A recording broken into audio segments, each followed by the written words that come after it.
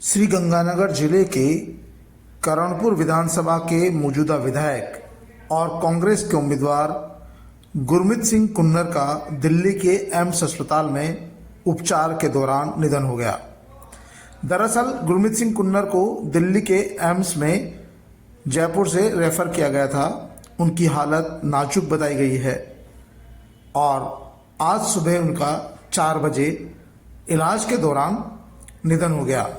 उनके निधन की पुष्टि उनके बेटे ने की है। बताया जा रहा है कि पूर्व मंत्री कुन्नर को ब्लड शुगर के चलते किडनी पर असर हो गया था। शुक्रवार को उन्हें जयपुर से दिल्ली के एम्स में भर्ती कराया गया था, जहां उनकी हालत ज़्यादा गंभीर बनी हुई थी। कुछ समाचार पत्रों में, न्यूज़ चैनल्स में उनके निधन की खबरें भी चल गई थी, लेकिन उनके बेटे ने इस बात का खंडन किया कि उनके पिता की हालत गंभीर बनी हुई है, लेकिन आज सवेरे उनका इलाज के दौरान निधन हो गया। अब उनके निधन के बाद करणपुर में विधानसभा चुनाव 25 नवंबर को नहीं होंगे। वहां पर चुनाव आयोग बाद में चुनावों की तारीख तय करेगा। उनके निधन की खबर से उनके इलाके में शोक की लहर फैल गई है। आपको बता दें कि गुरमीत सिंह कुन्नर पूर्व मंत्री रहे हैं और अभी हाल ही में जब उन्हें पार्टी टिकट दे रही थी तो उन्होंने उम्र का हवाला देते हुए मना भी किया था, लेकिन पार्टी ने उन्हें ही टिकट दे दिया। और उनका अभी, क्योंकि वो शुगर के पेशेंट थे और इसके चलते उनकी लंबे समय से बीमार भी चल रहे थे, अस्पताल में भर्ती थे, ऐसे में उनका निधन हो गया। अब वहां पर चुनाव आयोग ने चुनावों पर रोक लगा दी है। अब आपको बता दें कि इससे पहले भी 2 बार इस तरह के मामले आए हैं जब चुनाव 199 सीटों पर ही हुए थे।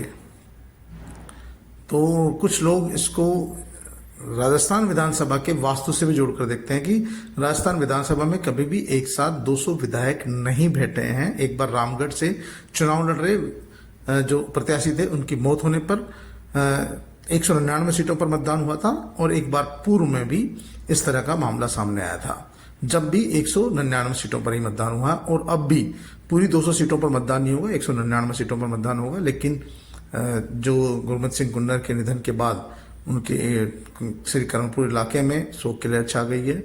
उनके समर्थकों में मायूसी है। उनके परिजनों को मुख्यमंत्री अशोक गहलोत ने फोन करके संवेदना व्यक्त की है और साथ ही कहा कि वो दुख की घड़ी में उनके साथ है। और इलाके के लोग भी स्तब्ध है, क्योंकि सब लोग चुनाव की तैयारी में जुटे थे और इसी बीच उनके निधन की खबर से सब स्तब्ध रह गए हैं।